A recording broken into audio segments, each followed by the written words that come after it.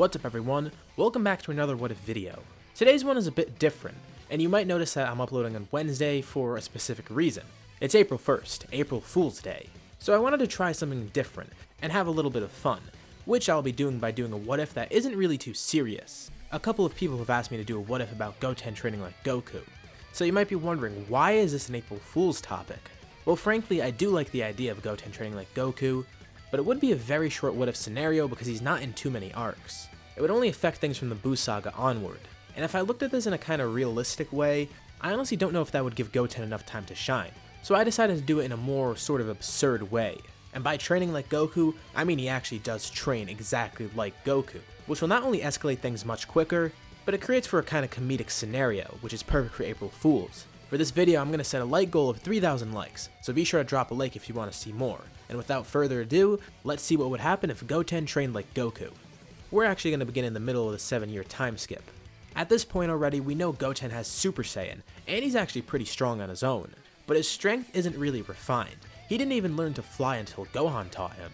And in terms of technique, I'm sure he's pretty inexperienced. Besides the casual training that he does with Chi-Chi. And that's where we'll start out. One day he's doing his normal training with Chi-Chi, like we kinda saw in the Buu Saga. And this training gets him thinking, is there a more effective way for him to train kinda like his father? Of course, he didn't know anything about Goku, he hasn't even seen him yet. But Chi-Chi would be able to point him in the right direction. Although she wouldn't really want Goten training too much, it seems her child's a delinquent already because he can go Super Saiyan and have blonde hair. So it's not even worth the effort trying to prevent him from doing it. She tells him about Master Roshi, Goku's former teacher. She's not sure how much Master Roshi could help right now, but maybe he can point Goten in the right direction. So Goten does go off the Kame house, taking the Nimbus Cloud because he still can't fly. Roshi's actually pretty shocked to see Goten show up. He looks exactly like Goku did as a kid and it's giving him some serious deja vu. Goten would ask Roshi for training, and I'm sure Roshi would be able to provide this. The issue here is that Goten's already way out of Goku's league, at least from when he was a kid. Sure, Roshi's probably gotten stronger himself and has some new techniques for training, but really he doesn't have anything to do to improve Goten's strength because he's already strong enough. Even disregarding Super Saiyan, Goten is surprisingly powerful for his age. He'd most likely be visiting Roshi from time to time, learning some martial arts techniques and refining his skill.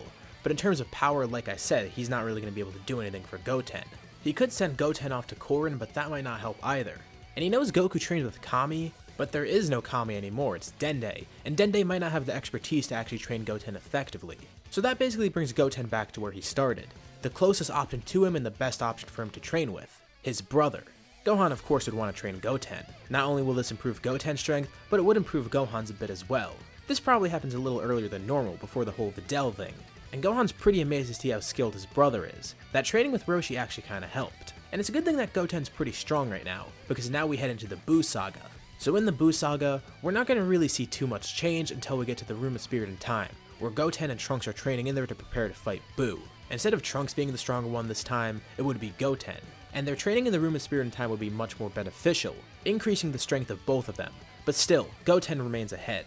Their training does get cut short though, and it's good that they were training as rigorously as they were, because now, Piccolo has no choice but to lead Buu into the Room of Spirit and Time. And it appears Buu is going to face off against Goten and Trunks. They've already been fusing before, so they know the dance. And the thing is, Gotenks is actually stronger as well. Their powers need to be equal to fuse, so this would mean that Goten would have to lower his power to Trunks' level, instead of the other way around. It's a minor increase, but it does mean that Gotenks will see a slight increase in power. But it doesn't end there. After their effective training, Gotenks will be even stronger now. Plus, the Half Saiyan fusion will have a trick up his sleeve that he wants to show off. Goten and Trunks fuse into Gotenks, promising Buu that this fusion will be the one to defeat him. Buu is uninterested, but then Gotenks starts fighting him, and he gets a taste of how powerful this fusion is. While Gotenks' increase in power might be minimal, it's still beneficial, and Gotenks is a much more skilled and serious fighter. Like I mentioned, that training with Roshi helped Goten, molding him into a more disciplined and serious fighter. That skill of course translates over to Gotenks, who not only has higher martial arts prowess, but is actually more focused now and probably won't let the power get to his head. Well, hopefully. The fight starts out pretty normal, but Buu is at a disadvantage. Gotenks turns up the pressure, even going Super Saiyan 2 for a bit, which amazes Piccolo because he didn't know that they could do this. Yeah, we haven't seen Goten and Trunks go Super Saiyan 2, but Gotenks actually briefly did, and it would be an efficient way for him to fight.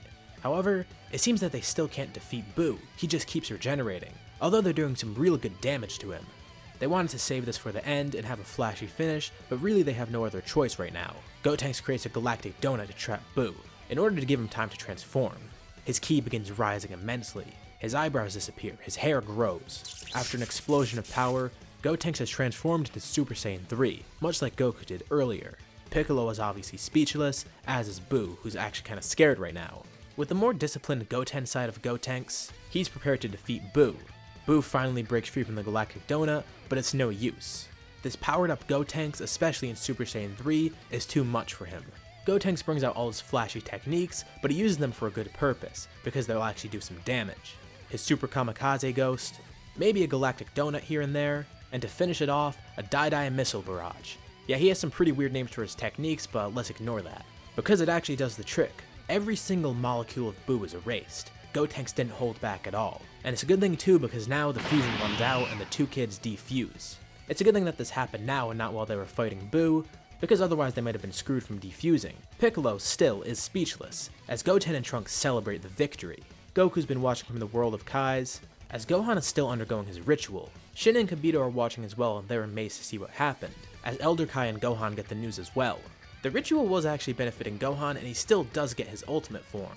Although since he ended the ritual early, he might be a little bit weaker than normal. But that's fine right now because he doesn't need to fight Buu. Using the Kai, Shin brings everyone to Earth to see what's happening. Goku congratulates the two kids, and he's proud that Goten was able to help.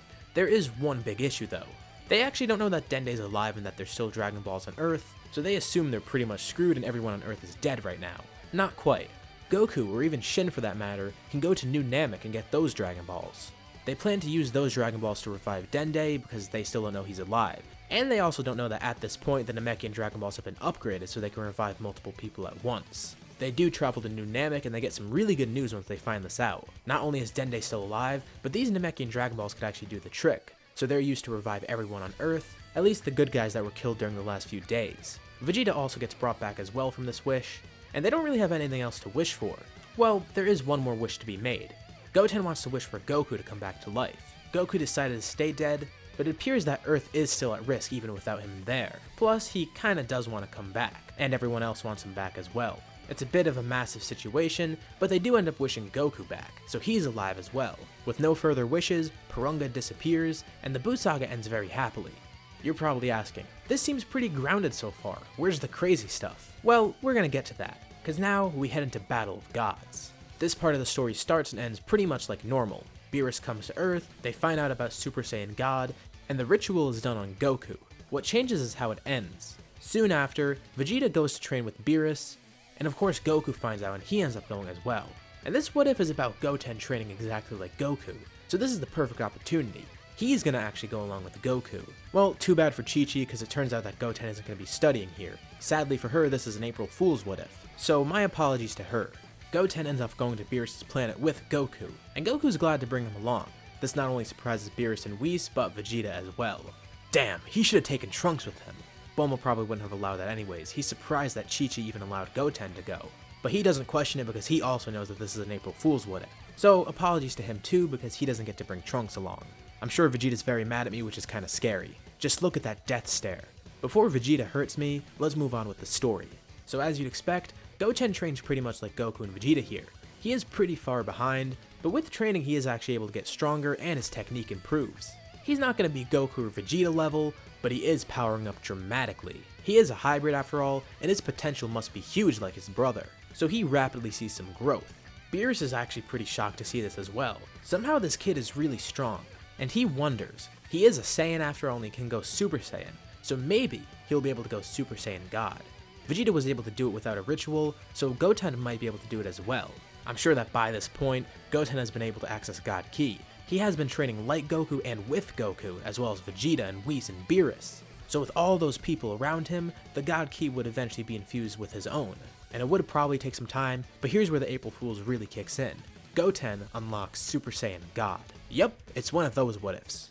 Goku is amazed to see that his son is able to do this. I mean, when Goku was his age, he was just in tournaments doing some normal martial arts.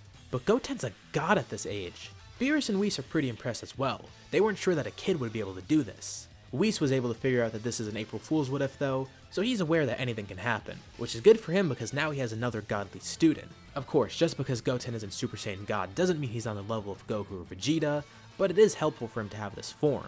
The three of them continue training, and eventually, we're gonna get into Resurrection F.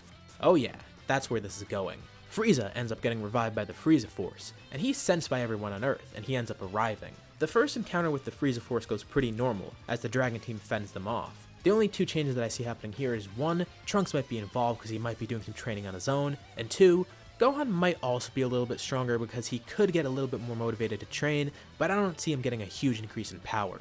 Let's just say he's pretty much the same as he was in Battle of Gods. He can still go ultimate, but in terms of strength, he hasn't really increased at all, which is still better than Gohan barely being able to go Super Saiyan at this point in the story.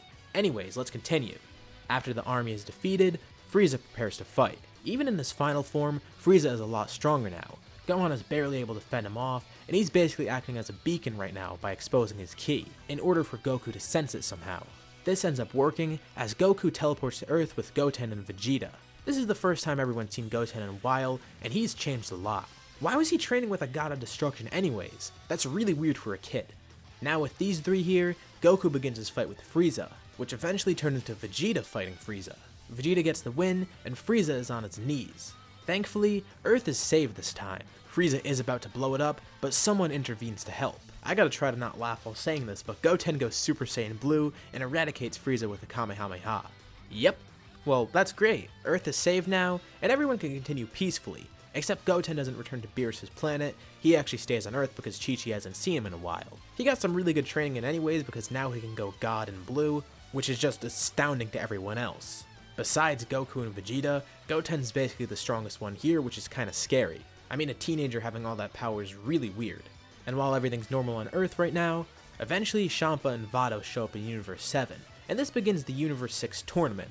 But we'll save that for another episode, and we'll leave off here for now. So do you guys want to see this what if continue? I mean, it's pretty crazy so far, but we can get even crazier, I'm sure.